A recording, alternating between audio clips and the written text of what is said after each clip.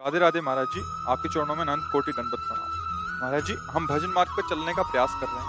महाराज जी, हमारे भजन में एक अड़चन आ रही है। हमारी बेटी कुसंगवश भक्ति मार्ग से भटक गई है। महाराज जी, मैं एक माता होने के नाते अपने आप को कैसे संभालूं या उनको कैसे संभालूं या मेरा क्या कर्तव्य होना चाहिए? बड़ा मुश्किल है किसी को संभाल पाना। जब बात हाथ से निकल जाती, जैसे बाण छूट गया ना, अब बड़ा मुश्किल है। वो लक्ष्य भेद नहीं है। ये कर्मों का बाण हाथ से निकल गया, जैसे एक बार व्यभिचार दोष में युक्त हो गया, चाहे स्त्री हो चाहे पुरुष हो, बच पाना बड़ा मुश्किल है, बहुत कठिन होता है। अब वो हाथ से नहीं, बच्चापन से अगर संभाला जाए तो संभल सकता है। अब यौवन अवस्था आ गई, अब तो ज्यादा समझाओगे आपके पास ही नहीं रहेगी, आपकी अवहेलना कर देगी, आपके विरुद्ध में। हाँ, ऐसे हमारे पास कितनी बातें ऐसी आई। माता पिता को पुलिस में जी आपने भी लिखा है कि वो आपके साथ रहना नहीं। हाँ, देखो लिखा है, देखो ऐसा ना।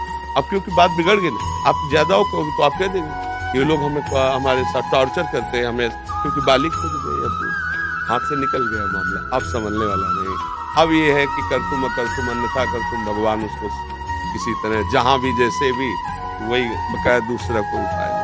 जब आदत बिगड़ जाती है, मनमानी आचरण होने लगते हैं, फिर संभलना मुश्किल होता है।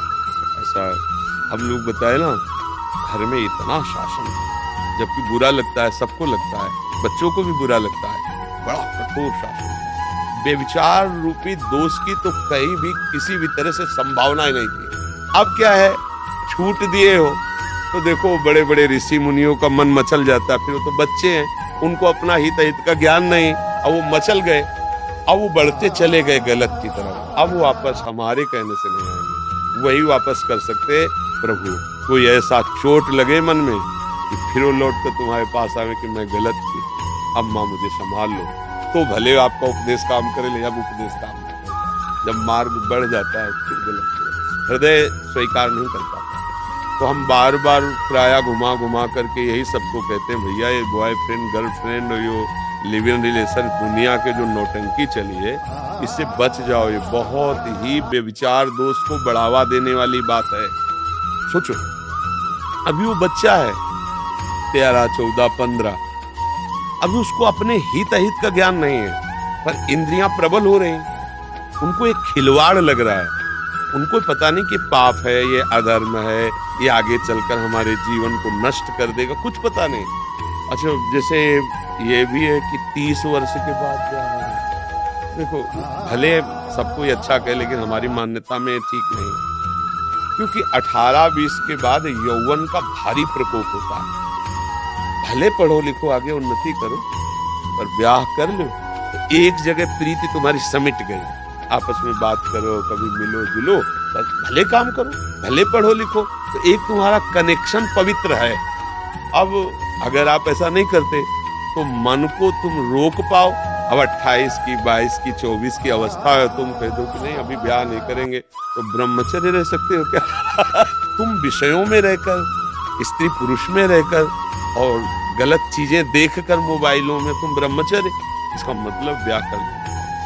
अगर 20-25 के अंतर्गत ब्याह हो गया, पढ़ो लिखो, नौकरी करो, जो आगे काफी पढ़ाई तो हो जाती है, 20-25 तक तो काफी पढ़ाई हो जाती है, मतलब एक व्यक्तित्व आने लगता है, एक महत्व आने लगता है। पर अब क्या है कि जैसे अब लंबे समय तक 30 वर्ष तक ब्याह ही नहीं किए, तो फिर ब्रह्मचर्य से तो नहीं रह सकते, क्योंकि उसके लिए साधना चाहिए अध्यात्म की, और वो है नहीं, तो फिर इधर उधर खिलवाड़ होता रहता है, फिर बुद्धि भ्रष्ट हो जाती है। जब हम अधर्म में चलते हैं तो बुद्धि भ्रष्ट हो जाती है। तो इसका तो हमारे पास कोई उत्तर ही नहीं है, क्योंकि जब बेल फैल गई तो विष बेल है, ये विषय विकार जब हृदय में, फिर वो देखो आप ही कह रहे हैं हमारे पास नहीं रहती है। तो हमें सबसे प्रार्थना है कि अपने बच्चों को कम से कम इससे, अच्छा बड़ा धोखा होता है, प्यार और नाटक में अंतर होता है। जैसे हमें आपसे सुख लेने की स्वार्थ बुद्धि है, तो हम असली प्यार से ज्यादा प्यार दिखाएंगे। यहाँ गुदवा लिया तुम्हारा नाम, कितने बेवकूफ बच्चे, और दिखा दिया देखो।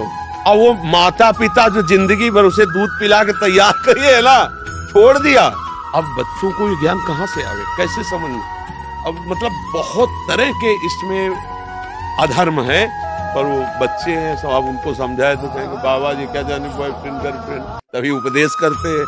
हाँ, उनको लगेगा नहीं नहीं बच्चा, इसमें तुम्हारा अहित है, तुम्हारा जीवन नष्ट होने के पूरे चांस हैं, आगे कहीं भी तुम्हें देखो माता पिता कितने भी कैसे भी हो, अपने बच्चे का कोई राक्षस ही होगा तो बात अलग है, नहीं कभी अहित नहीं होने देगा।